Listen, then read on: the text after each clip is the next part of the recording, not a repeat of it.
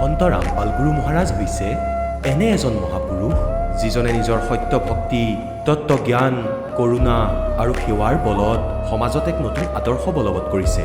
সন্ত ৰামপাল গুৰু মহাৰাজৰ নেতৃত্বত তেওঁৰ সকলো সৎলোক আশ্ৰমে কৰা বিস্ময়কৰ সমাজ কল্যাণমূলক কামে সমাজখনক সোণালী ভৱিষ্যতৰ এক নতুন আশা দেখুৱাইছে। সন্ত ৰামপাল গুৰু মহাৰাজৰ পৰা নাম দীক্ষা গ্ৰহণ কৰাৰ পিছত লাখ লাখ লোকৰ কৰ্কট ৰোগ, এইডছ আদি দুৰাৰোগ্য ৰোগ নিৰাময় হ'ল।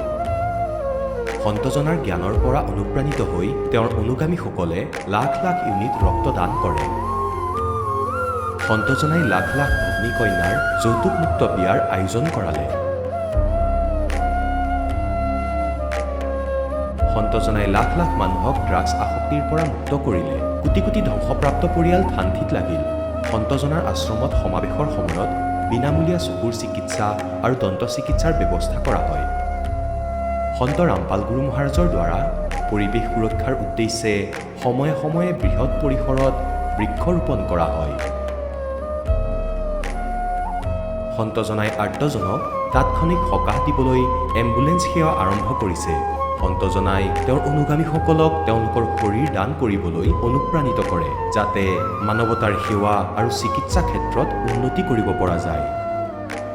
সন্ত ৰামপাল গুৰু মহাৰাজৰ সকলো আশ্ৰমত প্ৰতিদিনে বিনামূলীয়া ধৰ্মভোজৰ আয়োজন কৰা হয়, য'ত প্ৰতিবাৰেই প্ৰতিটো জাতি, প্ৰতিটো ধৰ্মৰ মানুহে একেলগে বহি ভোজন কৰে।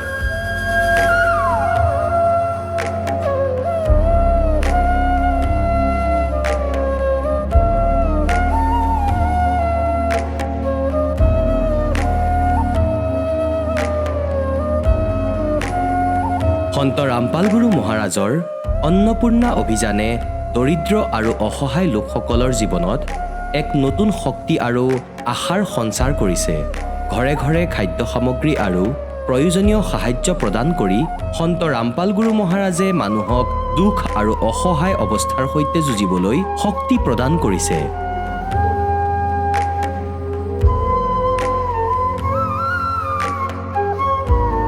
দৰিদ্ৰ লোকসকলৰ বাবে ঘৰ নিৰ্মাণ কৰা সন্ত ৰামপাল গুৰু মহাৰাজৰ অসাধাৰণ কাৰ্যই এনে এক নিদৰ্শন দাঙি ধৰিছে, যি যুগ যুগ ধৰি সন্তজনাৰ উদাৰতা আৰু দয়াৰ প্ৰতীক হিচাপে জনাজাত হৈ ৰ'ব।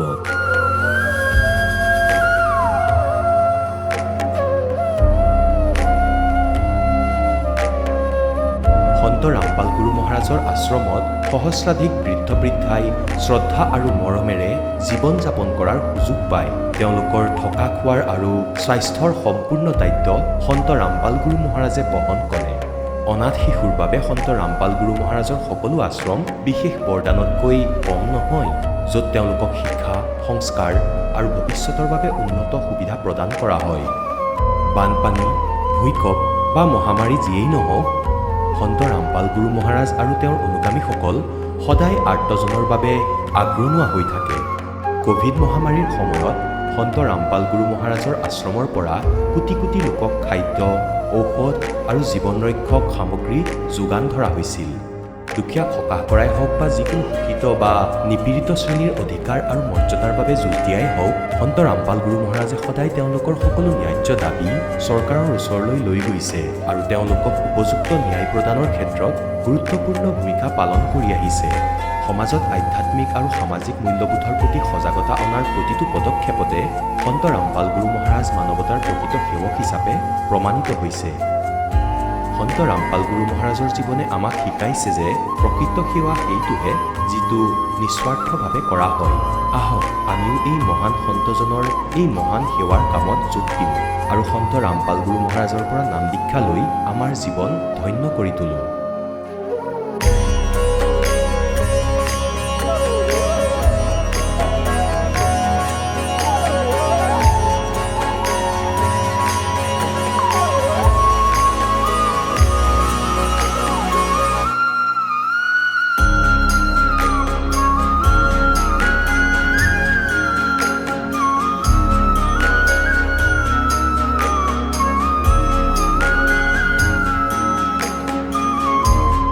আপোনালোকক পৰিয়ালৰ সৈতে সৎলোক আশ্ৰমলৈ আন্তৰিকতাৰে আমন্ত্ৰণ জনোৱা হ'ল।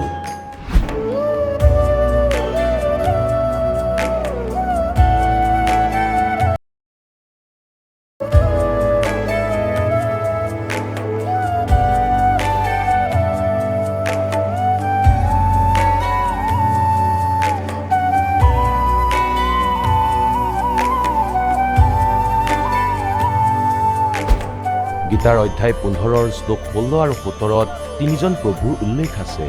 এই তিনিজন প্ৰভু কোনজন প্ৰভুৰ শৰণ লোৱাৰ পাছত জন্ম মৃত্যু সমাপ্ত হ'ব পাৰে? তিনিজন প্ৰভুৰ ভিতৰত কোনজন উত্তম পৰমাত্মা? তেওঁ কেনেকুৱা? তেওঁৰ নাম কি? এই সকলোবোৰ গূঢ় ৰহস্য জানিবলৈ নিশ্চয়কৈ শুনিব জগতগুৰু তত্ত্বদৰ্শী সন্ত ৰামপাল গুৰু মহাৰাজৰ মংগল প্ৰবচন, সকলো পবিত্ৰ ধৰ্মৰ পবিত্ৰ শাস্ত্ৰৰ আধাৰত। নমস্কাৰ। নমস্কাৰ ছাৰ। কি নাম তোমাৰ? ঋষি কুমাৰ। ঋষি, তুমি ক'ৰ পৰা আহিছা? মই গাঁও চুৰচুলি, পোষ্ট নালন্দা জিলা, ছত্তীশগড়ৰ। ঋষি, তুমি সন্ত ৰামপালদেৱ মহাৰাজৰ পৰা নাম দীক্ষা কেতিয়া ল'লা? মই 27 ডিচেম্বৰ 2013ত লৈছিলোঁ ছাৰ। সন্ত ৰামপালদেৱ মহাৰাজৰ পৰা নাম দীক্ষা লোৱাৰ আগতে তুমি কি ভক্তি সাধনা কৰিছিলা? মই ভক্তি সাধনা কৰা নাছিলোঁ, কিন্তু মোৰ মা দেউতাই ভক্তি সাধনা কৰিছিল। কাৰণ মোৰ থেমচিমা নামৰ এটা বেমাৰ আছিল। সেই বেমাৰ হ'লে 2 মাহত 2 বটল তেজ দিবলগীয়া হৈছিল। মা দেউতাই সেইবোৰ সাধনা কৰিছিল। যি মানুহে কয় যে তালৈ গ'লে এই বেমাৰটো ঠিক হৈ যাব, তালৈ যোৱা, অমুক বাবাৰ ওচৰলৈ যোৱা, এই বেমাৰ ভাল হ'ব, মানুহে এনেকৈ যাবলৈ কৈছিল। মোৰ যি থেমচিমা নামৰ বেমাৰ আছিল, ইয়াৰ বাবে 2 মাহত 2 বটলকৈ তেজ দিয়াব লাগিছিল। 2 মাহত 2 বটল তেজ দিয়াৰ লগতে 1000 টকাৰ ঔষধো ল'বলগীয়া হৈছিল। তেতিয়া ডক্টৰে কৈছিলে, ডক্টৰজন বৰ্ধমান হস্পিটেলৰ আছিল, ডক্টৰ প্ৰফুল জৈন। তেওঁ কৈছিলে এই বেমাৰৰ বাবে 2 বটলকৈ তেজ দিব লাগিব আৰু 1000 টকাকৈ ঔষধ খাব লাগিব।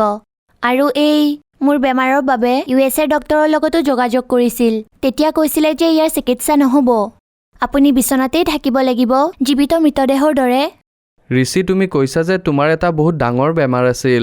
USA ডক্টৰে কৈছিলে যে যদি তুমি জীয়াই থাকিব বিচাৰা তেন্তে গোটেই জীৱন ব্লাড ল'ব লাগিব আৰু ঔষধো খাব লাগিব। তেন্তে সন্ত ৰামপালদেৱ মহাৰাজৰ শৰণলৈ কিয় আহিলা? ছাৰ, সন্ত ৰামপালদেৱ মহাৰাজৰ কৃপাত আমাৰ এজন সম্বন্ধীয় আছে, মোৰ মা দেউতাৰ ভাগিন হয়। তেওঁলোকে সন্ত ৰামপালদেৱ মহাৰাজৰ পৰা নাম দীক্ষা লৈ থৈছিল। তেওঁলোকে যেতিয়া চাবলৈ আহিছিল, মোক ডক্টৰে ঘৰলৈ পঠিয়াই দিছিল যে তোমাৰ সেই সময় চলি আছে, কিছুদিনহে জীয়াই থাকিবা, বাচিলে বাচিব, নহ'লে তাৰপিছত একেবাৰে শ্মশান ঘাটলৈ ইয়াক লৈ যাবা, ই কিছুদিনৰহে আলহী।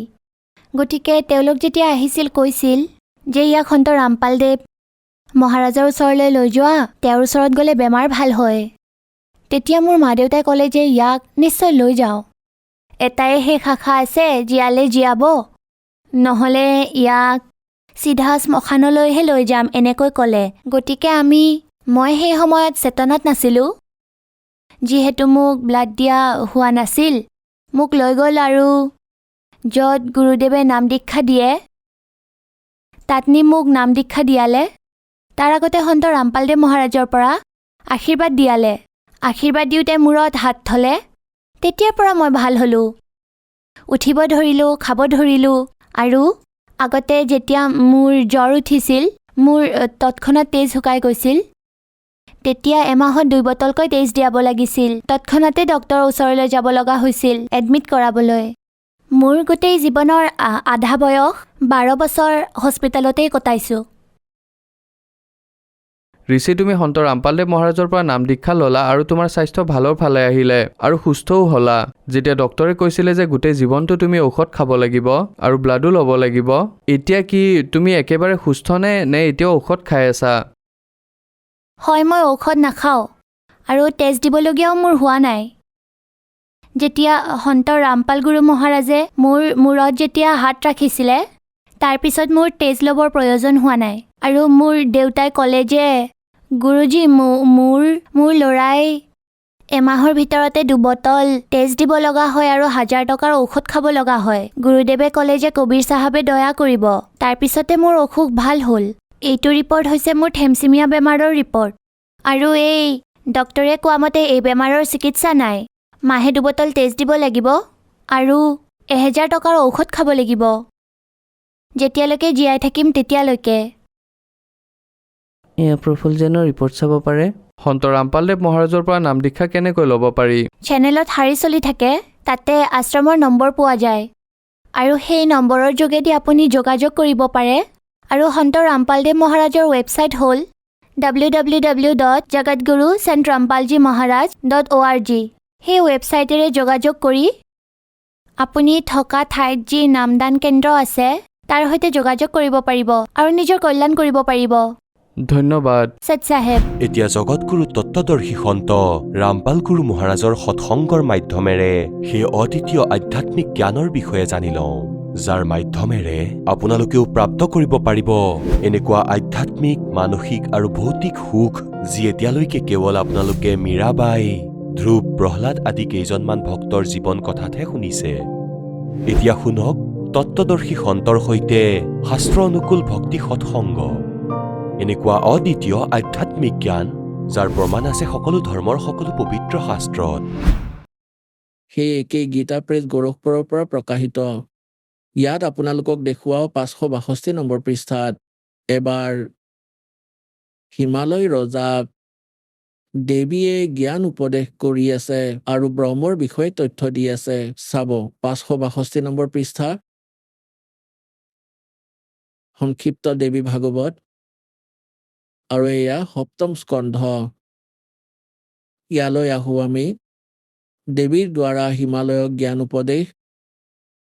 দেৱীৰ দ্বাৰা হিমালয়ক জ্ঞান উপদেশ, ব্ৰহ্মস্বৰূপৰ বৰ্ণনা।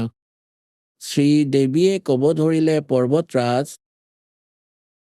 সেই ব্ৰহ্মৰ স্বৰূপ কি এইটো কোৱা হয়। প্ৰথমে নিজৰ বিষয়ে কৈছে, মোৰ ভক্তি এনেদৰে কৰা, পিছত কৈছে এইটোও সঠিক নহয়। সেই ব্ৰহ্মৰ স্বৰূপ কি কোৱা হৈছে যে যি প্ৰকাশ ৰূপ সকলোৰে অত্যন্ত ওচৰত স্থিত, হৃদয় ৰূপ গুহাত স্থিত হোৱাৰ কাৰণে গুহাচৰ নামেৰে প্ৰসিদ্ধ আৰু মহান পদ অৰ্থাৎ পৰম প্ৰাপ্য।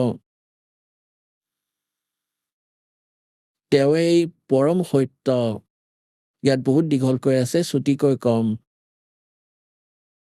তেওঁৱেই এই পৰম সত্য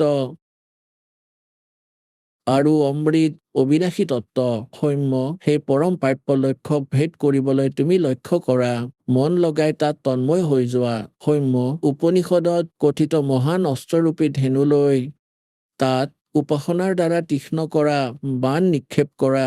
তাৰ পিছত ভাৱানুগত চিত্তৰ দ্বাৰা সেই বাণডাল টানি সেই অক্ষৰ ৰূপ ব্ৰহ্মকে তুমি লক্ষ্য বুলি মানি ভেদ কৰা। প্ৰণৱ ওম ধেনু জীৱাত্মা বাণ আৰু ব্ৰহ্মক তাৰ লক্ষ্য বুলি কোৱা হয়। মানে জীৱাত্মাই ওমৰ জপ কৰি ব্ৰহ্মক পোৱাৰেই প্ৰযত্ন কৰিব লাগে। এইটো সিদ্ধ হ'ল। সেই এজন পৰমাত্মাকেই জানা, বাকী সকলোবোৰ বাদ দিয়া। দেৱীয়ে কৈছে মোৰ পূজাও নকৰিবা, কেৱল সেই ব্ৰহ্মৰ পূজা কৰা। কেৱল ব্ৰহ্মৰ পূজা কৰা।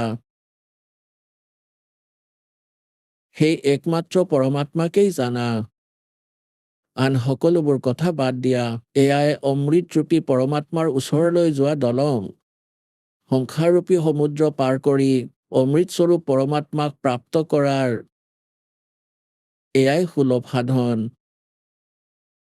এই আত্মাৰ, এই পৰমাত্মাৰ অমৰ জপৰ লগত ধ্যান কৰা, অমৰ জপ কৰা। এইটোৰে অজ্ঞানময় অন্ধকাৰৰ পৰা সৰ্বথা বেলেগ আৰু সংসাৰ সমুদ্ৰৰ সিপাৰে যিজন ব্ৰহ্ম আছে তেওঁক পাবা, তোমাৰ কল্যাণ হ'ব। ওম নামৰ জপ কৰা আৰু ব্ৰহ্মক প্ৰাপ্ত কৰিবা। সেই ব্ৰহ্ম ক'ত থাকে?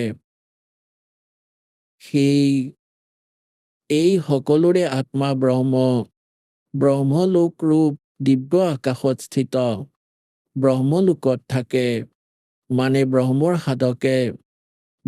সাধকে ওম নামৰ জপ কৰা সকলে ব্ৰহ্মলোকলৈ যায়। গীতাৰ অধ্যায় নম্বৰ 8 শ্লোক নম্বৰ 16 ক্লিয়াৰ কৰিলে যে ব্ৰহ্মলোকলৈ যোৱা প্ৰাণীও পুনৰাবৃত্তিলৈ আহে।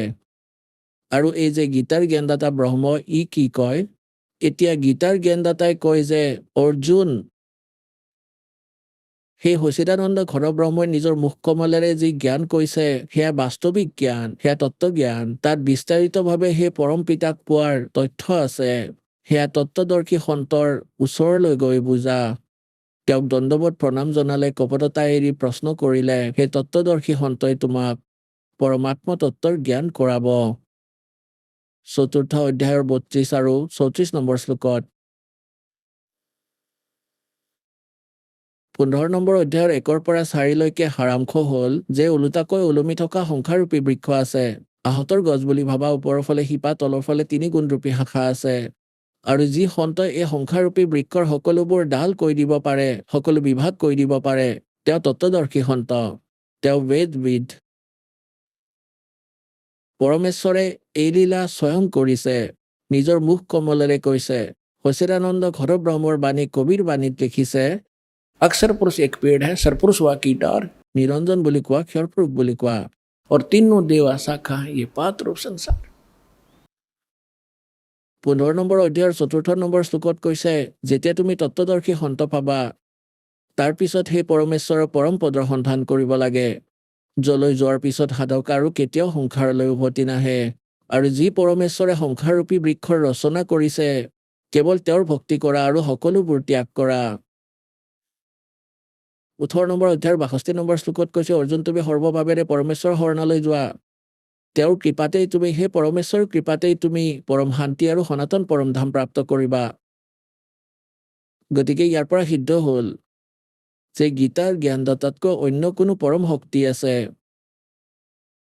আৰু গীতাৰ জ্ঞানদাতাৰো জন্ম মৃত্যু হয়, আৰু ব্ৰহ্মৰ উপাসক ব্ৰহ্মলোকলৈ যায়, আৰু ব্ৰহ্মৰ পৰাই এই পৰম গতি হয়, ব্ৰহ্মলোকৰ প্ৰাপ্তি হয়। আমি এতিয়া আহোঁ সেই প্ৰসংগলৈয়ে যি আজি দাসে আগবঢ়াব বিচাৰিছে। तीन देव की जो करते भक्ति, उनकी कदे ना होवे मुक्ति। এই তিনিজন দেৱতাৰ যিয়ে ভক্তি কৰে, সিহঁতৰ কেতিয়াও মুক্তি নহয়। তিনিজন দেৱতা ৰজগুণ ব্ৰহ্মা, সতগুণ বিষ্ণু, তমগুণ শিৱদেৱ, এয়া স্পষ্ট কৰি দিলো। স্পষ্ট হ'ল, অলপ আগতে প্ৰমাণ দিছিলো যে ৰজগুণ ব্ৰহ্মা, সতগুণ বিষ্ণু, তমগুণ শিৱদেৱ, মাৰ্কেন্দ্ৰ পুৰাণ পৃষ্ঠা নম্বৰ 123 পৰা, আৰু খেমৰাজ শ্ৰীকৃষ্ণ দাস প্ৰকাশন পৰা প্ৰকাশিত দেৱী ভাগৱতত 5ম অধ্যায়ৰ 8ম শ্লোকত সেয়া স্পষ্ট কৰিলো। ভগৱান শংকৰে কৈছে, মাতৃ আপুনি মোক কিয় তমগুণী কৰিলা, ব্ৰহ্মাদেৱক ৰজগুণ আৰু বিষ্ণুদেৱক সতগুণ কিয় কৰিলা। ইতি সিদ্ধম ৰজগুণ ব্ৰহ্মা, সতগুণ বিষ্ণু, তমগুণ শিৱদেৱ। এতিয়া আমি গীতাৰ অধ্যায় নম্বৰ 7টো আকৌ পঢ়িম, চাব।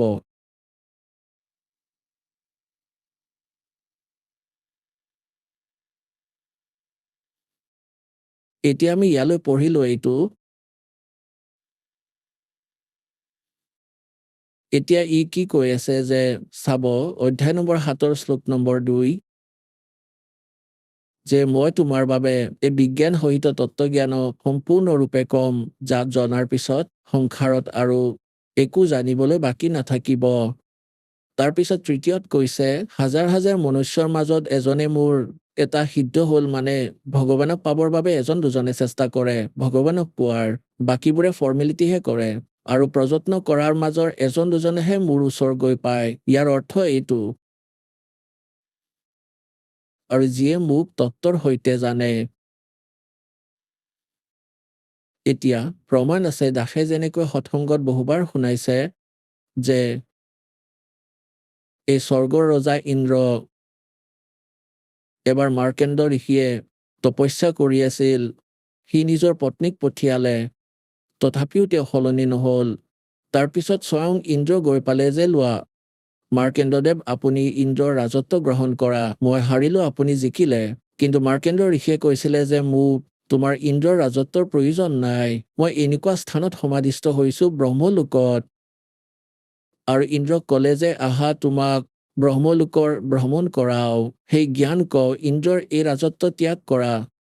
এতিয়া তেওঁ সেই ব্ৰহ্ম, কেৱল এই ব্ৰহ্মকে তত্ত্বৰ সৈতে জানিছিলে, এই ব্ৰহ্মকে ফাইনেল বুলি মানি আছিল, যে এৱে পূৰ্ণ পৰমাত্মা। মাৰ্কেন্দ্ৰ ঋষিয়ে সেইবাবে তালৈকেহে জানিছিল। তালৈ ক'ব বিচাৰিছে যে যিয়ে মোকেই ফাইনেল বুলি মানি আছে, গতিকে মোৰে ভক্তি কৰে, এজন দুজন নহলে তলৰ দেৱী দেৱতাসকললৈকেই সীমিত। এই সকলো সপ্তম অধ্যায়ৰ সাৰাংশ বুলি জানি লোৱা। আগলৈ চাব, এই সপ্তম অধ্যায়ৰে 4ৰ্থ আৰু 5ম শ্লোকটো আপোনালোকক কওঁ। এই পৃথিৱী, জল, অগ্নি, বায়ু, আকাশ, মন, বুদ্ধি আৰু অহংকাৰ এই প্ৰকাৰে 8টা ভাগত বিভক্ত। মোৰ প্ৰকৃতি এয়া, গতিকে জড় প্ৰকৃতি, অপৰা হে মহাবাহু ইয়াতকৈ অন্য যিয়ে সম্পূৰ্ণ জগত ধাৰণ কৰে মোৰ চেতনামৰ প্ৰকৃতি জীৱৰ ৰূপা ইয়াক চেতনামৰ প্ৰকৃতি বুলি জানা। এতিয়া ষষ্ঠত কৈছে এনেকৈ বুজি সম্পূৰ্ণ ভূত সকলোবোৰ প্ৰাণী এই দুইটা প্ৰকৃতিৰ পৰা মই সম্পূৰ্ণ জগতৰ প্ৰভৱ অৰ্থাৎ প্ৰলয়ৰ কাৰণ এওঁলোকৰ জন্ম আৰু এই সকলোবোৰৰ কাৰণ ময়েই। এতিয়া আমি ইয়ালৈ আহো। এতিয়া ই কি কৈছে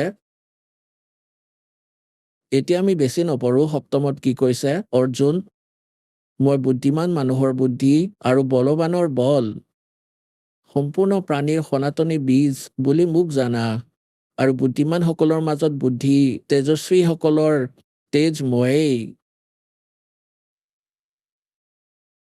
আৰু 11 নম্বৰত কি কৈছে হে ভৰত শ্ৰেষ্ঠ মই বলৱানসকলৰ আসক্তি আৰু কামনাৰ পৰা ৰহিত। বল অৰ্থাৎ সামৰ্থ্যৱান কোৱাৰ অৰ্থ এইটোৱে যে মই বলৱানসকলৰ বল আৰু বুদ্ধিমানসকলৰ বুদ্ধি এইবোৰ মোৰ হাততেই আছে। যেনেকৈ মহাভাৰতত অৰ্জুনক বল দি দিলে নাজানো কিমান যে হত্যা কৰিলে আৰু যেতিয়া শ্ৰীকৃষ্ণদেৱৰ বধ কৰিলে এজন চিকাৰীয়ে আৰু সমগ্ৰ যাদৱ কুল কটামৰা কৰি মৰি গ'ল গংগা নদীৰ পাৰত যমুনাৰ পাৰত। তাৰপিছত অৰ্জুনে সকলোবোৰ গোপীক লৈ গৈ আছিলে দ্বাৰকাৰ সকলোবোৰ স্ত্ৰীক লৈ শ্ৰীকৃষ্ণৰ আদেশ অনুসাৰে। তেওঁৰ ওচৰত সেইডাল ধেনুৱেই আছিলে যিডালেৰে মহাভাৰতত বহুত মানুহ মাৰিছিলে আৰু ৰাস্তাত ভীলসকলে মাৰিলে। কিছু মহিলাকো লৈ গ'ল টানি টানি তেওঁলোকৰ গহনা লৈ গ'ল কাঢ়ি লৈ গ'ল। অৰ্জুন থিয় হৈ কঁপি থাকিল হাত নুঠিলেই। যেতিয়া গুচি গ'ল তেতিয়া অনুভৱ কৰিলে যে শ্ৰীকৃষ্ণই আমাৰ লগত বহুত ঠগ বাজি কৰিলে। যেতিয়া মহাভাৰতত মোৰ দ্বাৰা নাশ কৰাবলগীয়া আছিল তেতিয়া শক্তি দিলে নাজানো কিমানবোৰ জীৱ মাৰিলো মই জঁপিয়াই আৰু আজি মই মাৰ খাবলগীয়া হ'ল মোৰ হাতেই নুঠিলে।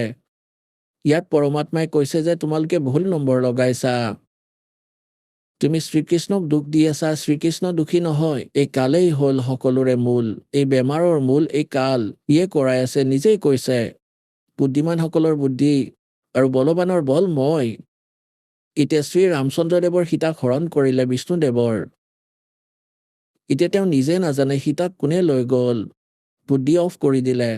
যেতিয়া পাৰ্বতীয়ে কৈছিলে শংকৰক যে মই এওঁৰ পৰীক্ষা ল'ম আপুনি কৈছে এওঁ বিষ্ণু ভগৱান পৰীক্ষা ল'বলৈ আহিলে সীতাদেৱীৰ ৰূপ ধৰি তেতিয়া বুদ্ধি অন কৰি দিলে কালে আৰু তৎক্ষণাত চিনি পালে যে আপুনিতো দক্ষপুত্ৰী মায়া। কিন্তু নিজৰ পত্নীৰ কথাই নাজানে কোনে লৈ গ'ল।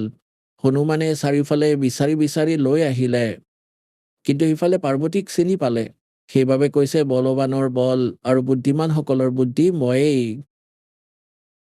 এতিয়া এয়াই হ'ল সাৰমৰ্ম গীতাৰ জ্ঞানৰ। সিহঁতে এইবোৰ কৈছিলে গীতাৰ সাৰাংশ তুমি কি আনিছা তুমি অজন্মা জীৱটো নমৰে এয়াই সাৰাংশ। কি সাৰাংশ এইবোৰ? এতিয়া সপ্তম অধ্যায়ৰ মই আপোনালোকক 12 নম্বৰ শ্লোকটো শুনাও বুজাও। গীতাৰ অধ্যায় নম্বৰ 7 শ্লোক নম্বৰ 12ত কৈছে আৰু যিবোৰ শতগুণৰ পৰা উৎপন্ন হোৱা ভাৱ আৰু যি ৰজগুণৰ পৰা তথা তমগুণৰ পৰা উৎপন্ন হোৱা ভাৱ সেই সকলোৱে মোৰ পৰাই হোৱা এনেকুৱা বুলি জানা কিন্তু বাস্তৱত মই তেওঁলোকত আৰু তেওঁলোক মোত নাই। এতিয়া ই কি কৈছে যে যি হৈ আছে ৰজগুণ ব্ৰহ্মাৰ পৰা উৎপন্ন হোৱা সকলোবোৰ জীৱ সন্তান উৎপত্তি কৰিবলৈ সিহঁতৰ সাধ্যৰ নহয়। আৰু দ্বিতীয়তে শতগুণ বিষ্ণুদেৱৰ কাৰণে সকলোৱে মোহ মমতাৰ মাজত ইজনে আনজনৰ লগত বন্দী হৈ আছে এই যি হৈ আছে। আৰু তৃতীয়তে সংহাৰ তমগুণৰ পৰা শংকৰৰ পৰা ই কৈছে ইয়াৰ নিমিত্ত মূল কাৰণ ময়েই হওঁ কিন্তু মই ইহঁতৰ পৰা আঁতৰত থাকো।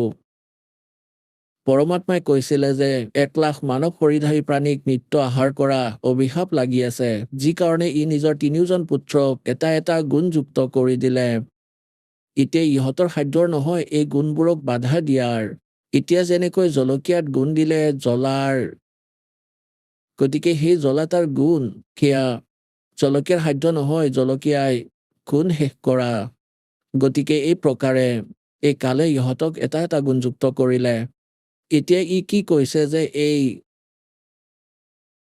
ইহঁতৰ দ্বাৰা যিবোৰ হৈ আছে তাৰ নিমিত্ত কাৰণ ময়েই কৰোঁ আৰু কৰাও। মই খাওঁ, ইহঁতে জন্ম দিয়ে, মোৰ মমতাৰে বন্দী কৰি দিয়ে আৰু মাৰি পেলায়। আগলৈ চাব 13 নম্বৰ শ্লোকত কি কৈছে, 7ম অধ্যায়ৰ 13 নম্বৰ শ্লোকত। গুণবোৰৰ কাৰ্যৰূপ সাত্বিক, ৰাজস আৰু তামস এই 3 প্ৰকাৰৰ ভাৱেৰে সমগ্ৰ সংসাৰ প্ৰাণী সমুদায় মোহিত হৈ আছে।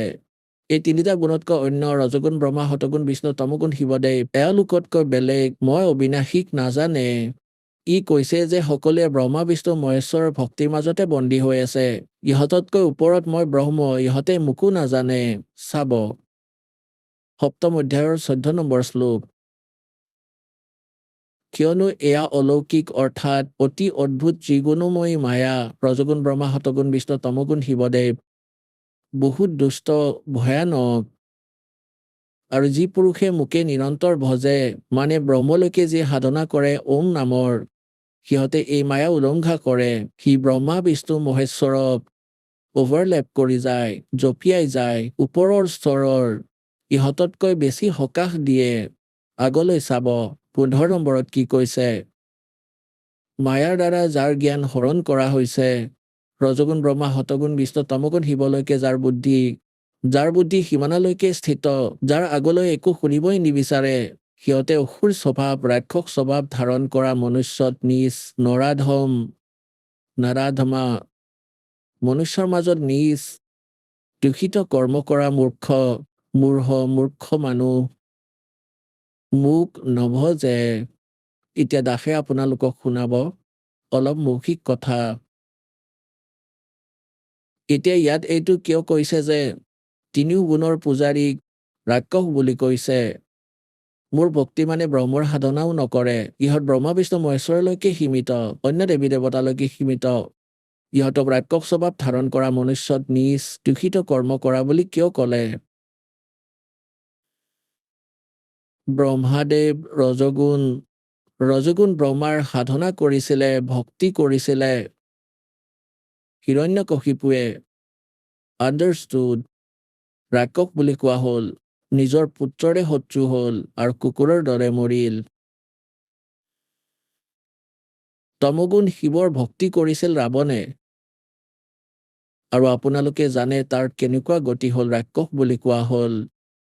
আৰু এজন ভস্মগিৰি নামৰ শিৱৰ পূজাৰী আছিল, আৰু সি ভগৱান শিৱৰ কৈলাশ পৰ্বতত তেওঁৰ ঘৰৰ গেটৰ সন্মুখত 12 বছৰ ভক্তি কৰিলে, ওপৰৰ ফালে ভৰি, তলৰ ফালে মূৰ শীৰ্ষাসন কৰি। এদিন পাৰ্বতীয়ে প্ৰাৰ্থনা জনালে যে আপুনিতো মহাদেৱ, আপুনি সমৰ্থবান, আপোনাৰ পূজাৰীয়ে কি বিচাৰিছে দি নিদিয়ে কিয়? ভগৱান শিৱই ক'লে খোজা। ভস্মগিৰি কি লাগে তোমাক? ভস্মগিৰিয়ে ক'লে এনেকৈ নহয়, আপুনি বচনবদ্ধ হওক, তেতিয়াহে খুজিম। ভগৱান শিৱই ক'লে খোজা, হলো বচনবদ্ধ। তেতিয়া সেই ভস্মগিৰিয়ে ক'লে যে আপুনি মোক আপোনাৰ ভস্ম খাৰুডাল দি দিয়ক। ভগৱান শিৱৰ লগত এনেকুৱা এডাল খাৰু আছিল যি তেওঁ সদায় হাতত পিন্ধে। সেইডাল এনেকুৱা সিদ্ধিযুক্ত কৰি থৈছিল, যিডাল কাৰোবাৰ মূৰৰ ওপৰত থৈ যদি কয় ভস্ম বুলি, সি মৰি গৈছিল, ভস্ম হৈ গৈছিল। আৰু এই কথা জানিছিল ভস্মগিৰিয়ে। এই গিৰি, পুৰী, নাগা, কণপাৰা, নাথ, এই সকলোবোৰ দাসনামী, এই সকলোবোৰ শিৱৰ পূজাৰী, সন্যাসী। তেতিয়া ভগৱান শিৱই ভাবিলে যে লোৱা, তুমি জংঘলত থাকা, ৰাক্ষসৰ পৰা বাচিবলৈ বিচাৰিছা চাগে, খুলি দি দিলে ভোলেনাথে। যেতিয়া ভস্মগিৰিৰ হাতলৈ সেই ভস্ম খাৰুপাত আহিল, তেতিয়াই সলনি হৈ গ'ল আৰু ঠাট্টা কৰি হাঁহিলে যে শংকৰ সাৱধান হোৱা, তোমাক মাৰিম, তোমাক ভস্ম কৰিম আৰু পাৰ্বতীক মোৰ পত্নী বনাম। মই এই উদ্দেশ্যেৰেই সাধনা কৰি আছিলো। এতিয়া পুণ্যাত্মাসকল ভগৱান শংকৰক মৃত্যুঞ্জয়, কালজ্জয়, অবিনাশী, সৰ্বেশ্বৰ, সকলোৰে মালিক, অন্তৰ্যামী, নাজানো কি যে সংজ্ঞা দিয়ে। সূক্ষ্মবেদত কৈছে যে যদি তেওঁ অন্তৰ্যামীয়ে আছিল, তেন্তে সেই দুষ্টজনৰ মনৰ কথা গম নাপালে যে কি ভাবি সি সাধনা কৰি আছে। যদি অবিনাশীয়ে কিয় পলালে তাৰ ওচৰৰ পৰা? আগে আগে ভগৱান আৰু পিছে পিছে পূজাৰী দুয়োটাই গৈ আছে 100 স্পীডত। এতিয়া পৰমাত্মাই ইহঁতৰ ৰক্ষা কৰে। মালিকে আহি যেতিয়া ইহঁতে হৃদয়েৰে মাতে, বিপদত পৰে, ইহঁতো তেওঁৰে সন্তান। গতিকে পৰমাত্মাই পাৰ্বতী ৰূপ ধৰিলে, ভস্মাগিৰি আৰু শংকৰৰ মাজত গৈ থিয় হ'ল আৰু সংকেত দিলে যে আহা এইফালে থিয় হোৱা। এতিয়া ভস্মাগিৰিয়ে ভাবিলে যে ঠিক আছে, এতিয়া খাৰুপাতো মোৰ লগত আছে, শংকৰটো নৰয় আৰু 100ত দৌৰি আছে, মই দুটামান কথাই পাতি লওঁ। সি থিয় হ'ল। পাৰ্বতী ক'লে চিন্তা নাই, এতিয়া আৰু সি নাহে তোমাৰ ওচৰলৈ। আপুনি মোক অলপ ডান্স কৰি দেখুৱাওক, যাতে মই প্ৰসন্ন হওঁ। তেতিয়া সি ক'লে মই সাধু সন্ত তপস্বী মানুহ, মই ডান্স কৰিব নাজানো। পাৰ্বতীয়ে ক'লে মই শিকাম। ভগৱানে ক'লে পাৰ্বতীৰ ৰূপত যে মই শিকাম। এই হাতখন এনেকৈ লোৱা, এখন ভৰি ইয়াত থোৱা, এনেকুৱা কৰা এনেকুৱা কৰা। খাৰ থকা হাতখন যেতিয়া ওপৰৰ ফালে গ'ল, কৈ দিলে ভস্ম, ৰিমোট টিপি দিলে তাৰ। ভস্মাগিৰি ভস্ম হৈ গ'ল। তাৰপিছত তাক ভস্মাসুৰ বুলি কোৱা হ'ল, ভস্ম ৰাক্ষস। তাৰপিছত খাৰডাল পোৱাৰ পিছত ভগৱান শিৱৰ মন শান্ত হ'ল। যেতিয়া চাই দেখা পালে ভগৱান শংকৰে তাৰ ভস্মাসুৰৰ, তেতিয়াহে হৃদয়ৰ ধপধপনি, পালছ ৰেট ছেট হ'ল তেওঁৰ। এয়াতো দুটা গুণৰ পূজাৰীৰ দশা শুনাই দিলোঁ আপোনালোকক। এতিয়া বিষ্ণুদেৱৰ পূজাৰীৰ আৰু এটা কথা শুনা আপোনালোকক। এবাৰ কুম্ভ মেলা হৈ আছিলে হৰিদ্বাৰত। সেই সময়ত এই গিৰিপুৰী যিমানবোৰ ত্ৰিগুণৰ উপাসক নিজৰ নিজৰ গ্ৰুপত গৈ তাত একত্ৰিত হয়। পুৰীৰ লগত পুৰী, গিৰিসকলৰ লগত গিৰি, নাথসকল, উগ্ৰসকল, নাগাসকলৰ লগত নাগা, বৈষ্ণৱসকলৰ লগত বৈষ্ণৱ। যি গা ধোৱাৰ সময় নিৰ্ধাৰিত কৰা হয়, হাৰ্কি পেৰিত সেই পৰ্ব হৈছিলে, এওঁলোকে নিজেই বনোৱা মনৰ কাহিনী এইবোৰ। তাৰপিছত তাত গা ধুবলৈ গৈ পালে পোনপ্ৰথমে নাগাসকল সেই হাৰ্কি পেৰিত।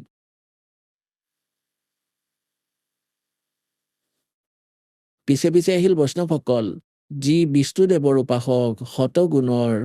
সিহঁতে ক'লে নগাসকল তোমালোকে পিছত গা ধুবা, আমি সৰ্বশ্ৰেষ্ঠ, আমি ভগৱান বিষ্ণুৰ উপাসক, আৰু আমি প্ৰথমে স্নান কৰিম, প্ৰথমে আমি স্নান কৰিম।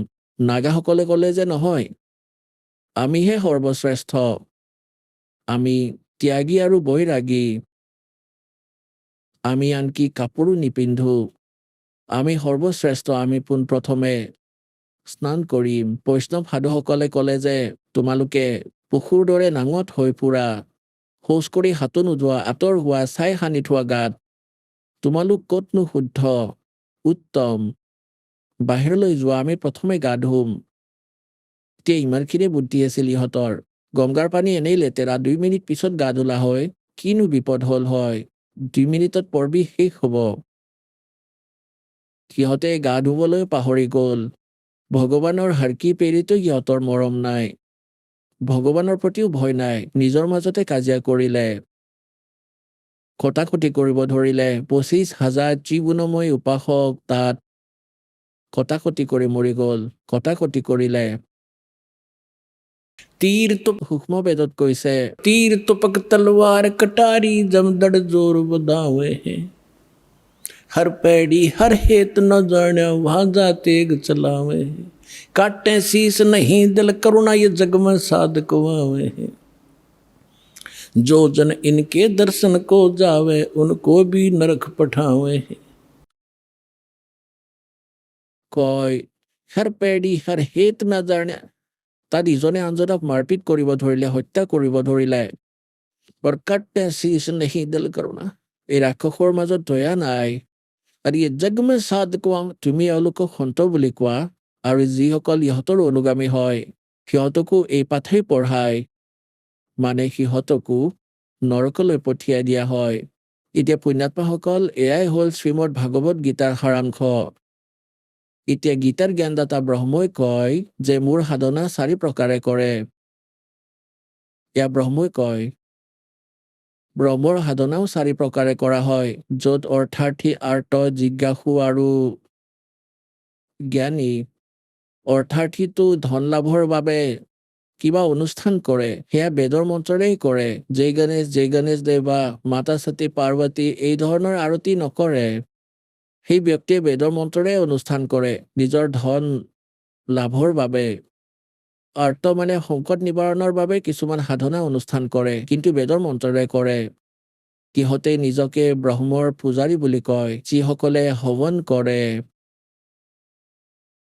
আৰু তৃতীয়তে জিজ্ঞাসু সেইবোৰ যিয়ে ভগৱানক বিচাৰি ওলাই যায়, জ্ঞান গ্ৰহণ কৰি কৰি স্বয়ং বক্তা হয়, সিহঁতেও নিজৰ জীৱন নাশ কৰে। আৰু চতুৰ্থতে কৈছে জ্ঞানী বুলি সিহঁতক কোৱা হয় যে এইটো গম পায় যে মনুষ্য জীৱন বাৰে বাৰে পোৱা নাযায়, আৰু মনুষ্য জীৱনৰ মূল উদ্দেশ্য কেৱল আত্মকল্যাণ কৰোৱাহে। আৰু যেতিয়ালৈকে জন্ম মৃত্যু সমাপ্ত নহয়, বৃদ্ধাৱস্থা আৰু মৃত্যুৰ ৰোগ কটা নাযায়, তেনে জীৱনৰ একো লাভ নাই। তেওঁলোকৰ এইটো জ্ঞান হয় যে পূৰ্ণ মুক্তি এই দেৱী দেৱতাসকলৰ পূজা কৰিলে নহয়, ইয়াকে জ্ঞানী বোলে। সেয়া এজনেই সমৰ্থবান শক্তিৰে পৰমেশ্বৰ পৰমক্ষৰ ব্ৰহ্মৰ পূৰ্ণ পৰমাত্মাৰ দ্বাৰাই সম্ভৱ। ইমানখিনি জ্ঞান হৈ যায়। এই জ্ঞানটো হ'ল, কিন্তু সেই ৰোগৰ নাশৰ ঔষধ তেওঁলোকৰ লগত নাই। এইটোতো গম পালে যে দেৱতাসকলৰ পৰা মুক্তি লাভ নহয়, কিন্তু হ'ব পূৰ্ণ ব্ৰহ্মৰ দ্বাৰাই সিহঁতে ভুলতে নিজে সাৰাংশ উলিয়াই যজুৰ্বেদ অধ্যায় নম্বৰ 40 মন্ত্ৰ নম্বৰ 15 চালে, ওম কৰ্তু সমৰ কলবে সমৰ কৰ্তুম সমৰ বায়ু অনিলম অথিতম ভস্মান্তম শৰীৰম। যেনেকৈ গীতাৰ অধ্যায় নম্বৰ 18 শ্লোক নম্বৰ 13 আপোনালোকক দেখুৱাইছিলো, সেই মন্ত্ৰৰ ঠিক এইটোৱেই সাৰাংশ যে অন্তিম নিশ্বাসলৈ ওম নামৰ জপ কৰি কৰি যে শৰীৰ এৰি যায়, তাৰ অমৰত্ব, সেই অমৰ পৰা হ'বলগীয়া যি পৰম গতি, সেয়া প্ৰাপ্ত হয়। সেইবাবে ওম কৰ্তু সমৰ, ওম নামৰ জপ কাম কৰি কৰি স্মৰণ কৰা, বিশেষ আন্তৰিকতাৰে স্মৰণ কৰা, আৰু মনুষ্য জীৱনৰ মূল কৰ্তব্য বুলি জানি অমৰ স্মৰণ কৰা, এয়া হ'ল অমৰ তথ্য। কিন্তু কয় গুৰু বিন কাহু ন পায়া জ্ঞানা, जो थोथा बुझ छड़े मूड किसाना। गुरु बिन वेद पढ़े जो प्राणी, समझो न सौर रहे अज्ञानी। 40 নম্বৰ অধ্যায় যজুৰ্বেদৰ 10ম মন্ত্ৰত কৈছে যে কোনোবাইতো পৰমাত্মাক সম্ভাৱাত বুলি কয়। সম্ভাৱাত মানে উৎপন্ন হোৱা ৰাম আৰু কৃষ্ণৰ ৰূপত, মানে অৱতাৰ ধাৰণ কৰে। আৰু কিছুমানে কয় অসম্ভাৱাত বুলি, যে জন্ম নলয়, তেওঁ অজন্মা নিৰাকাৰ। সেই পৰমাত্মা কেনেকুৱা তাৰ তথ্য ধীৰা নাম তত্ত্বদৰ্শী সন্তই কয়, তেওঁৰ পৰা শুনা। বেদৰ জ্ঞানদাতাও তেওঁৱেই, গীতাৰ জ্ঞানদাতাও তেওঁৱেই। এতিয়া 40 নম্বৰ অধ্যায়ৰ 15 নম্বৰ শ্লোকতটো নিজৰ সাধনা কলে, আৰু 40 নম্বৰ অধ্যায়ৰ 17 নম্বৰ শ্লোক অন্তিম শ্লোক যজুৰ্বেদৰ আৰু 40 নম্বৰ অধ্যায়ৰ তাত কৈছে যে সেইজন পূৰ্ণ পৰমাত্মাটো গুপ্ত। এয়া চাব, যজুৰ্বেদ চাব, আৰু ইয়াৰ অনুবাদো চাওক। আচৰিত কথা, এই মহৰ্ষি দয়ানন্দ দেৱৰ দ্বাৰা কৰোৱা হৈছে।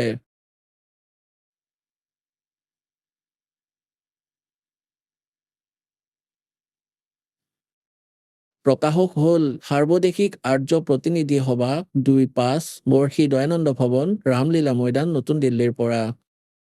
মহৰ্ষি দয়ানন্দই ইয়াৰ অনুবাদ কৰিছে, আৰু ইয়াৰ ক'ৰ পৰা ছপোৱা হৈছে ইয়াৰ পৰা চাব। এতিয়া আমি ইয়াৰ অন্তিম 40 নম্বৰ অধ্যায়, ইয়াৰ পৰা অলপ হিন্দিম 10ম শ্লোকৰ। এয়া 44 অধ্যায় মানে 40 নম্বৰ অধ্যায় যজুৰ্বেদৰ, আৰু ইয়াত চাব 10ম মন্ত্ৰ। ইয়াত লিখিছে, হে মনুষ্যসকল, যেনেকৈ আমি ধীৰা নাম মানে মেধাৱী যোগী বিদ্বান মানে তত্ত্বদৰ্শী সন্তৰ পৰা যি বচন শুনো, যি লোক আমাৰ প্ৰতি বিশেষাক্ষৰ মানে বিশ্বাসপূৰ্বকভাৱে কয়, তেওঁলোক সম্ভাৱাত সংযোগজন্য অসম্ভাৱাত উৎপন্ন নোহোৱা ইয়াৰ অৰ্থ এইটো ইয়াত কাৰ্যৰ ফল আহু মানে কয় উৎপন্ন হোৱা অন্যত মানে অন্য কিছু আহু মানে কয় এই প্ৰকাৰে এই কথা তুমিও শুনা এতিয়া ই কি ক'ব বিচাৰিছে অনুবাদ ভালদৰে কৰিব নোৱাৰিলে কাৰণ অজ্ঞানী আছিলে মহৰ্ষি বুলি কয় নিজক ইয়াৰ অৰ্থ হ'ল বেদ জ্ঞানদাতাই কয় কোনোবাইতো পৰমাত্মাক সম্ভৱাত বুলি কয় জন্ম লোৱা কোনোবাই অসম্ভৱাত চাওক অসম্ভৱাত মানে যি উৎপন্ন নহয়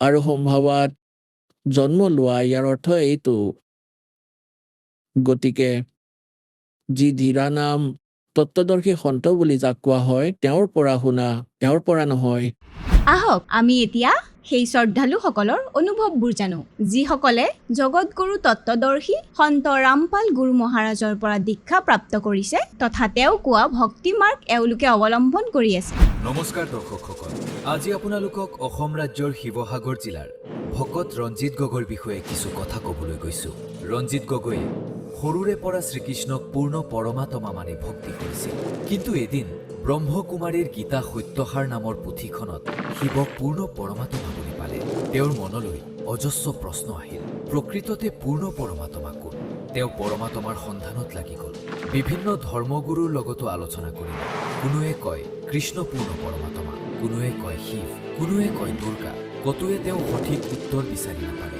মনৰ শংকা নিবাৰণ কৰিব নোৱাৰি তেওঁ নাস্তিক হৈ পৰিল মদ্যপান কৰাৰ লগতে জুৱা খেলিবলৈও ধৰিলে কিন্তু এদিন হঠাৎ সন্ত ৰামপাল গুৰু মহাৰাজৰ দ্বাৰা লিখিত জ্ঞান গংগা নামৰ পুথিখনে মনৰ সকলো শংকা নিবাৰণ কৰাৰ লগতে তেওঁৰ জীৱনলৈ অভাৱনীয় পৰিৱৰ্তন আনি দিলে সন্ত ৰামপাল গুৰু মহাৰাজৰ ওচৰত নাম দীক্ষা গ্ৰহণ কৰি সকলো অপকৰ্মৰ পৰা দূৰ হোৱাই নহয় ভয়ানক দুৰ্ঘটনাত মৃত্যু মুখৰ পৰাও বাচি আহিল এজন সন্তই কিদৰে জীৱন ৰক্ষা কৰিব পাৰে শুনো আহক তেখেতৰ মুখেৰে নমস্কাৰ ছাৰ নমস্কাৰ ছাৰ আপোনাৰ শুভ নামটো জনাওকচোন মোৰ নাম ৰঞ্জিত গগৈ হয় ছাৰ আপুনি ক'ৰ পৰা আহিছে মই অসম ৰাজ্যৰ শিৱসাগৰ জিলাৰ পৰা আহিছোঁ সন্ত ৰামপাল গুৰু মহাৰাজৰ পৰা নাম দীক্ষা কেতিয়া লৈছিল হয় মই 2017 চনৰ 8 ছেপ্টেম্বৰ দিনাখন মই সন্ত ৰামপালজী মহাৰাজৰ ওচৰত নাম দীক্ষা লৈছিলোঁ সন্ত ৰামপাল মহাৰাজৰ পৰা নাম দীক্ষা লোৱাৰ আগতে আপুনি পৰম্পৰাগত কেনেধৰণৰ ভক্তি সাধনা কৰিছিল হয় ছাৰ মই পৰম্পৰাগত হিচাপে কৃষ্ণ ভক্তি কৰিছিলোঁ আমাৰ নামঘৰত গৈছিলোঁ নামঘৰত ব্যাখ্যা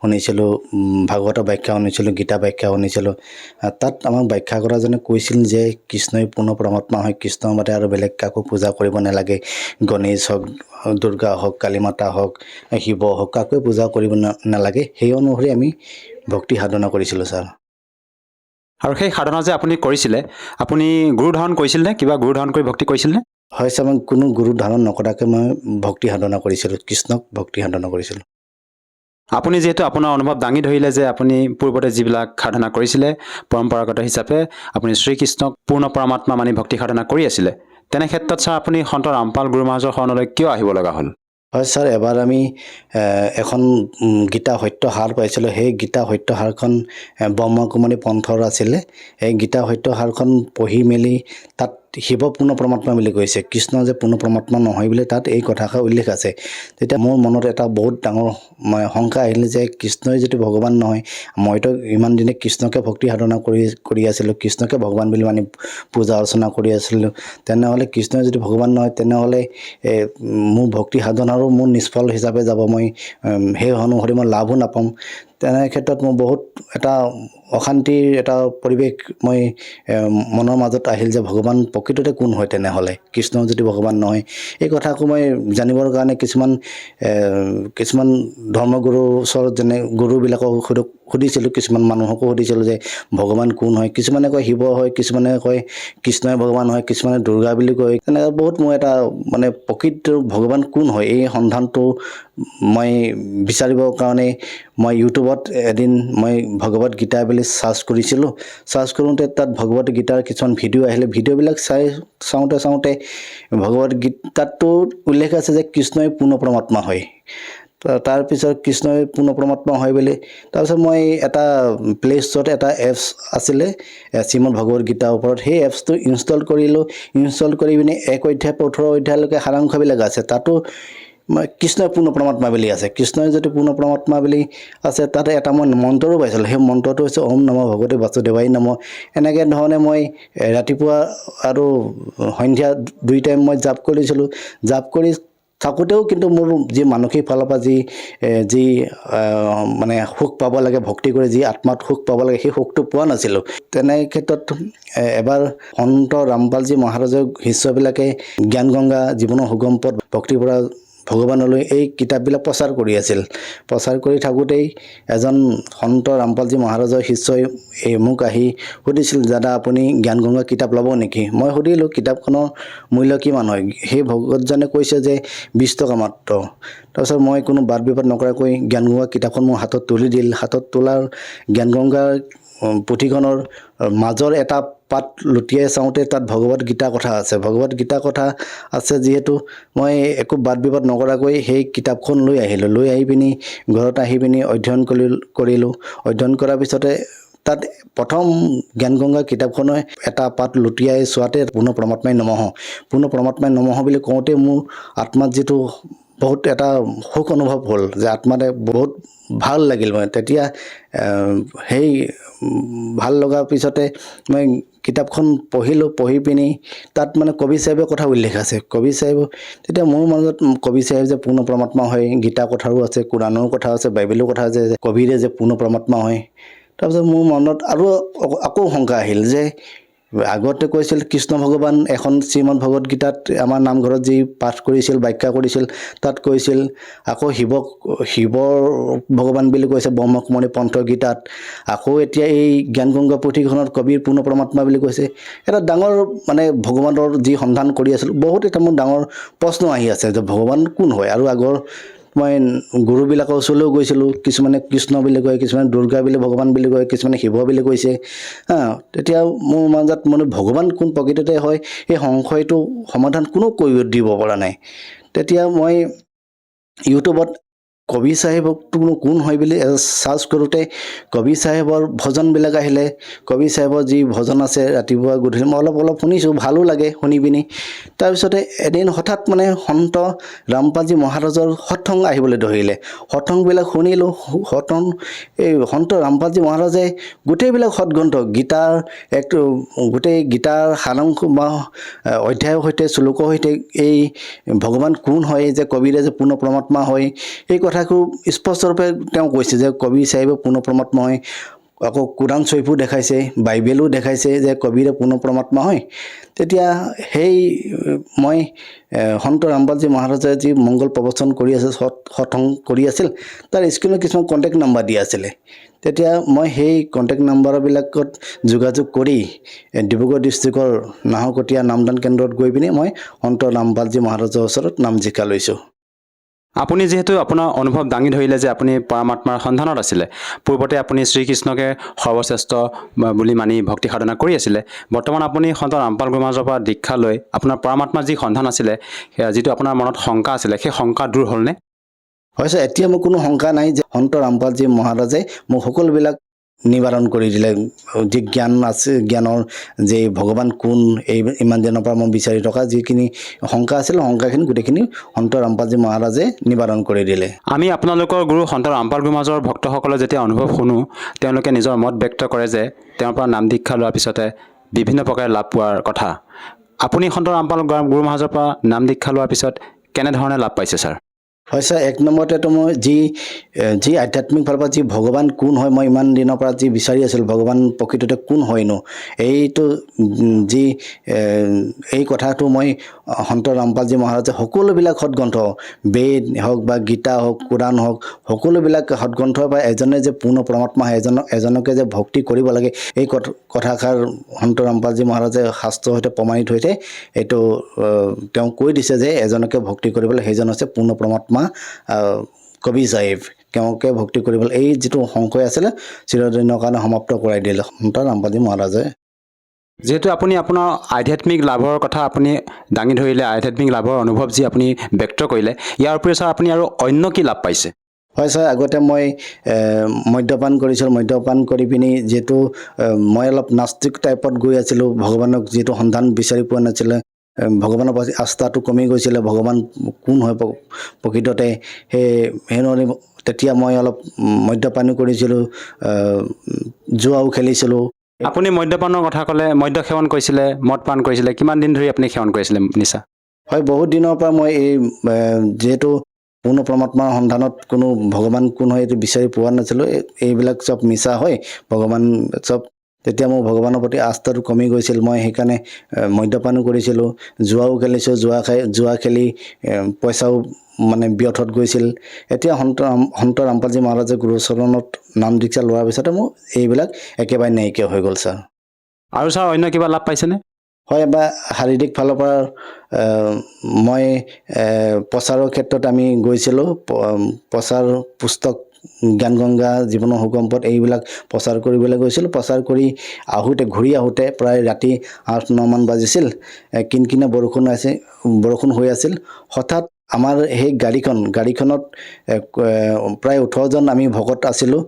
গাড়ীখন হঠাতে 3 পাল্টি হৈ 4টা চকা ওপৰত খাৰা হৈ পিনি আকৌ বাগৰি পৰিল তেতিয়া যিটো ছাইডত গাড়ীখন পাল্টি হৈছিল, সেই ছাইডৰ খিৰিকী কিনাৰতে মই বহি আছিলোঁ। গাড়ীখন যেতিয়া পাল্টি হৈ গৈছিল, তেতিয়া মোৰ কুঁৱলী মই দেখা পাইছিলোঁ। মোৰ মূৰ ঘূৰাবলৈ আৰম্ভ কৰিছিলে। মই কি হৈছিলে অলপ গম পোৱা নাছিলোঁ। তাৰপিছতে হঠাৎ মোৰ অলপ চেঞ্জটো আহিলে যে এইটো বিপদৰ সময়ততো পূৰ্ণ পৰমাত্মাৰ ভগৱন্তই নাম ল'ব লাগে। তেতিয়া সেই নাম জাপ কৰোঁতেই মোৰ এই যি মূৰ ঘূৰণি আছিলে, যি হৈছিলে, এইবিলাক অচানক নাইকিয়া হৈ গ'ল দেখিছোঁ। তাৰপিছত দেখিছোঁ গাড়ীখন অলপ সামান্য পৰিমাণে আঘাত হৈছে আৰু 2-এজনে অলপ সামান্য পৰিমাণে দুখ পাইছে। তাৰপৰা দেখিছোঁ বহুত মানুহ গোট খাইছে। বহুত মানুহ আহি ওচৰৰ মানুহবিলাক আহি গাড়ীখন আৰু পুলিচ প্ৰশাসন আহিল। তাৰপিছতে পুছতাছ কৰিছে। মানুহবিলাক আচৰিত হৈ গৈছে, তোমালোক কেনেকৈ বাচিলা? ইমান এটা ভয়ংকৰ এক্সিডেণ্ট, ইয়াততো 2-3জন মানুহ মৰিব লাগিছিল, তোমালোক কেনেকৈ বাচিল? তাহলে আমাৰ গাড়ীত দেখিছে জ্ঞান গংগা কিতাপবিলাক মানে ওলাই পৰিছে গাড়ীৰ পৰা। তেতিয়া দেখিছে তোমালোকে ভগৱানৰ এই প্ৰচাৰ কৰি আহিছা যে, তোমালোক যদি ভগৱানৰ আজি চৰণত নথকাহেঁতেন তেতিয়া তোমালোক আজি মৃত্যুবৰণ হ'ব লগা আছিল। তেতিয়া মোৰ মনলৈ আহিল, আমি ভগৱানৰ ভক্তি কৰিছোঁ কেনে আমাৰ আজি এটা ভয়ংকৰ বিপদৰ পৰা মানে প্ৰাণ উদ্ধাৰ পাইছোঁ বুলি মোৰ অনুভৱ হ'ল তেতিয়া। ছাৰ, এইটো কেনেকৈ সম্ভৱ? এজন সন্তৰ পৰা নাম দীক্ষা লোৱাৰ পিছতে সেই সন্তই আপোনালোকক প্ৰদান কৰা ভক্তি বিধি, যি ভক্তি মন্ত্ৰ আপোনালোকে স্মৰণ কৰাৰ পিছতে আপোনালোকে ইমান ডাঙৰ এটা দুৰ্ঘটনাৰ পৰা জীৱন ৰক্ষা পালে, এইটো ছাৰ কেনেকৈ সম্ভৱ? হয় ছাৰ, আমি পূৰ্ণ পৰমাত্মাক ভক্তি কৰিলে পূৰ্ণ পৰমাত্মাই লগতেই থাকে। যিহেতু আমি শাস্ত্ৰ অনুসৰি সত্য ভক্তি কৰিছোঁ। সন্ত ৰামপালজী মহাৰাজে শাস্ত্ৰ পবিত্ৰ সকলো ধৰ্মৰ শাস্ত্ৰ যি আছে, শাস্ত্ৰই এজনকে ভগৱান বুলি ভক্তি কৰিবলৈ কৈছে। সেই অনুসৰি ভক্তি কৰিলে পূৰ্ণ পৰমাত্মাই বেদৰ আধাৰত যেতিয়া আমি ভক্তি কৰোঁ, পূৰ্ণ পৰমাত্মাই আমাক লাভ দিব ছাৰ। আৰু ছাৰ, আপোনাৰ গাড়ীখনত যি 18জন বাকী সদস্য আছিল, সেই সদস্যসকলৰ অৱস্থা কেনেকুৱা আছিল সেই মুহূৰ্তত যেতিয়া দুৰ্ঘটনাগ্ৰস্ত হৈছিল গাড়ীখন? হয় ছাৰ, 2-এজনে অলপ সামান্য পৰিমাণে আঘাতপ্ৰাপ্ত হৈছে। মানে মেডিকেলত নি পিনি ট্ৰিটমেণ্ট কৰাৰ পিছত সুস্থ হৈ গ'ল। আধুনিকতাৰ এই যুগতো যে এজন সন্তৰ পৰা নাম দীক্ষা লৈ এনেধৰণৰ লাভ পাব পাৰি, সঁচাই আচৰিত কথা। আপোনাৰ অনুভৱ শুনি আমি সঁচাই আচৰিত মানিছোঁ, ভাবিব লগাই কথা। যিহেতু তেনে ক্ষেত্ৰত আপোনালোকে অসমৰ পৰা তেখেতৰ শৰণাগত হৈ ভক্তি সাধনা কৰি ইমান ডাঙৰ লাভ পাবলৈ সক্ষম হৈছে। আৰু ইয়াৰ উপৰিও আপুনি পাৰিবাৰিকভাৱে অন্য আৰু কিবা লাভ পাইছে নেকি ছাৰ? হয় ছাৰ, মই আগতে বহুত মদ্যপান কৰিছোঁ। মদ্যপানৰ কৰি পিনি জুৱা খেলিছোঁ, জুৱা খেলি পইচা ব্যৰ্থত গৈছিল। এইফালৰ পৰা আৰু মোৰ এতিয়া লাভ পাইছোঁ। আজিকালি এইবিলাক মোৰ একো পইচা পাতি একো অভাৱ নাইকিয়া, মানে ভগৱানে চব মানে কৃপাত চব ঠিকে হৈ আছে, একো অভাৱ হ'বলৈ দিয়া নাই পৰমাত্মাৰ দয়াত। আৰু ছাৰ, সন্ত ৰামপাল গুৰুজে আপোনালোকক নিচা যি ত্যাগ কৰিবৰ কাৰণে কিবা ঔষধ আপোনালোকক সেৱন কৰিব দিয়ে নে আপোনালোকৰ যি ভক্তি বিধি মন্ত্ৰ তাৰ দ্বাৰা আপোনালোকৰ সেই নিচা সেৱন কৰা যায়, বদ অভ্যাসটো আঁতৰি যায়? হয় ছাৰ, সন্ত ৰামপালজী মহাৰাজে যি ভক্তি সাধনা দিছে, শাস্ত্ৰ অনুযায়ী যি সত্য ভক্তি, এই সত্য ভক্তিতে সকলোবিলাক সমাপ্ত হৈ যায় ছাৰ। ছাৰ, আৰু এষাৰ কথা জানিব বিচাৰিছোঁ, যিহেতু বৰ্তমান বিজ্ঞানৰ যুগ, এই বিজ্ঞানৰ যুগত আমাৰ বিজ্ঞানে সকলো সৰ্বা বুলি সকলোৱে মত ব্যক্ত কৰে। এনে ক্ষেত্ৰত ছাৰ, বিজ্ঞানৰ যুগতো যে আমি ভক্তি সাধনা কৰিব লাগে, ভক্তি নকৰাকৈ ছাৰ আমিতো জীৱন অতিবাহিত কৰিব পাৰোঁ, ভক্তি কৰাৰ কিয় প্ৰয়োজন ছাৰ? হয় ছাৰ, সন্ত ৰামপালজী মহাৰাজৰ সৎসংগত আমি শুনিবলৈ পাইছোঁ যে মনুষ্য জীৱনৰ মূল উদ্দেশ্য এটাই, পূৰ্ণ পৰমাত্মাক শাস্ত্ৰ অনুসৰি সত্য ভক্তি কৰিব লাগে। মনুষ্য জীৱনৰ মূল উদ্দেশ্য যে ভগৱানক ভক্তি কৰি আমাৰ যিটো জন্ম আৰু মৃত্যু, যিটো চিৰদিনৰ কাৰণে এইটো সমাপ্ত কৰিব লাগে। আমি এইটো মনুষ্য জীৱন, আমি প্ৰথম মনুষ্য জীৱন নহয়, আমি সত্য যুগ, ত্ৰেতা যুগ, দ্বাপৰ যুগ, কলি যুগ, 4টা যুগতে যিহেতু ঘূৰি ফুৰিছোঁ, অসংখ্যবাৰ মনুষ্য জন্ম পাইছোঁ, কোটি কোটিবাৰ মনুষ্য জন্ম পাইছোঁ, অসংখ্যবাৰ 84 লাখ ইউনিট গৈছোঁ। আমি যিটো আমাৰ জন্ম আৰু মৃত্যুৰ যিটো ৰোগ লাগি আছে, এই ৰোগটো মানে নিৰাময় কৰিবৰ কাৰণে আমি সত্য ভক্তি আমাক চন্দ্ৰ ৰামপালজী মহাৰাজে প্ৰদান কৰিছে। আৰু এষাৰ কথা জানিব বিচাৰিছোঁ ছাৰ, যিহেতু আপুনি অসমৰ নিবাসী, সেই হিচাপে আপুনি অসমৰ বিভিন্ন আধ্যাত্মিক শ্ৰদ্ধালু গুৰুৰ কাষলৈ গৈও ভক্তি সাধনা কৰিব পাৰিলে হয়। তেনে ক্ষেত্ৰত আপুনি সন্ত ৰামপাল গুৰু মহাৰাজকে যে গুৰু হিচাপে ধাৰণ কৰি ভক্তি কৰিলে, ইয়াৰ কিবা কাৰণ আছে নেকি ছাৰ? হয়, সন্ত ৰামপালজী মহাৰাজ হৈছে সদগুৰু। তেওঁ সৰ্বশাস্ত্ৰৰ আধাৰত, মানে ভগৱান কোন, সৰ্বশাস্ত্ৰ বুলি ক'লে বেদ আহিব, গীতা আহিব, কোৰাণ আহিব, বাইবেল আহিব, সকলো সদগ্ৰন্থই যে কৈছে যে এজনে পূৰ্ণ পৰমাত্মা, এজনকে ভক্তি কৰিবলৈ কৈ আছে সদগ্ৰন্থত। আৰু বাকীবিলাক গুৰুৱে যে কিছুমানে কৃষ্ণক ভক্তি কৰিবলৈ কয়, কিছুমানে শিৱক ভক্তি কৰিবলৈ কয়, কিছুমানে দুৰ্গাক কয়। পূৰ্ণ পৰমাত্মা কোন সঠিকভাৱে এইটো, আৰু কিছুমানে কোৰাণ জানে, কিছুমানে বাইবেল নাজানে। যিহেতু জ্ঞানৰ অভাৱত ইহঁতি সদগুৰু নহয়। সদগুৰু হ'বলৈ হ'লে মানে সৰ্বশাস্ত্ৰ তেওঁ জ্ঞান থাকিব লাগিব। সৰ্বশাস্ত্ৰৰ জ্ঞানৰ আধাৰত তেওঁ ভগৱান কোন, কোৰাণ শ্বৰীফো জানিব লাগিব, বাইবেলো জানিব লাগিব, বাইবেলে কোন ভগৱানক ভক্তি কৰিবলৈ কৈছে, কোৰাণ শ্বৰীফে কোন ভগৱানক ভক্তি কৰিবলৈ কৈছে, গীতায়ো কোন ভগৱানক ভক্তি কৰিবলৈ, সকলো সদগ্ৰন্থই এজনকে ভগৱান বুলি সিদ্ধ কৰিব পৰা নাই। যিহেতু সিহঁতি সদগুৰু নহয়। সদগুৰু হ'বলৈ হ'লে সৰ্বশাস্ত্ৰৰ জ্ঞান থাকিব লাগিব, তেওঁ নিজেও ভক্তি কৰিব লাগিব আৰু আন উপাসকবিলাককো ভক্তি কৰিব লাগিব। সেইজনে শাস্ত্ৰ অনুসৰি সদগুৰু গীতাটো উল্লেখ আছে, এই সংসাৰখন ওলোটাকৈ ওলোমাই ৰখা বৃক্ষৰ লগত তুলনা কৰিছে। ওপৰ ফালে মূল পূৰ্ণ পৰমেশ্বৰ, গা গছতো এজন ভগৱান আছে, তাৰ এটা গা গছৰ পৰা এডাল শাখা ওলাইছে, সেও এক ভগৱান হয়। তাৰ শাখাৰ পৰা আকৌ 3টা শাখাডাল ওলাইছে, সেই শাখাডালবিলাকো মানে ভগৱান হয়। তাৰপিছত অনেক ডাল ওলাইছে, সেইবিলাকো ভগৱান হয়। পাতৰূপ আমি সংসাৰ, এই সংসাৰৰূপী যি গছজোপাৰ বিষয়ে যোনে তন্নকৈ বুজাই দিব, সেইজনে শাস্ত্ৰ অনুসৰি সদগুৰু। এই কথাষাৰ কোনো আজিলৈকে এইটো বুজাই দিব পৰা নাই।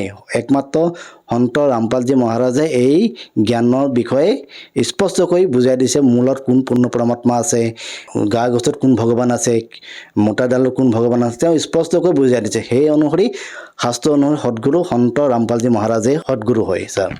ছাৰ, যিহেতু আপুনি সন্ত ৰামপাল গুৰু মহাৰাজৰ পৰা নাম দীক্ষা লোৱাৰ পিছতে আপুনি বিভিন্ন প্ৰকাৰে লাভ পালে, আপুনি সেই অনুভৱ আজি আমাৰ দৰ্শকসকলৰ সন্মুখত ব্যক্ত কৰিছে। যিহেতু আপুনি সন্ত ৰামপাল গুৰু মহাৰাজৰ পৰা নাম দীক্ষা লৈ বিভিন্ন প্ৰকাৰে লাভ পালে, যি নেকি আপুনি অনুভৱ দাঙি ধৰিলে, আপুনি গাড়ীখন যিখন দুৰ্ঘটনা হৈছিলে সেৱা কৰিব যাওঁতে, তাৰ পৰা আপুনি জীৱন ৰক্ষা পালে, লগতে আপুনি নিচা সেৱন কৰিছিলে, তাৰ পৰা পৰিত্ৰাণ পালে।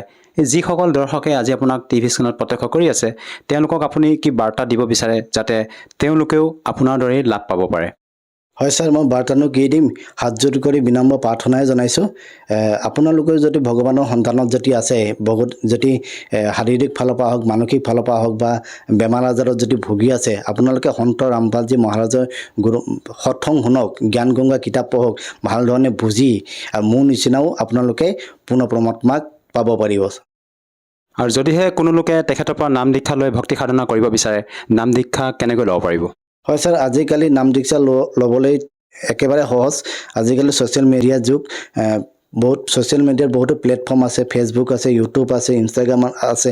তাত সন্ত ৰামপালজী মহাৰাজৰ নামটো চাৰ্চ কৰিলে চন্দ্ৰ ৰামপালজী মহাৰাজৰ সৎসং আহে। সেই সৎসংখিনি জ্ঞানটো বুজি লৈ তাত স্ক্ৰীণত কণ্টেক্ট নাম্বাৰ দিয়া থাকে, সেই কণ্টেক্ট নাম্বাৰত যোগাযোগ কৰিলে আপোনালোকে ওচৰৰ নাম দীক্ষা কেন্দ্ৰৰ ঠিকনা লৈ পিনি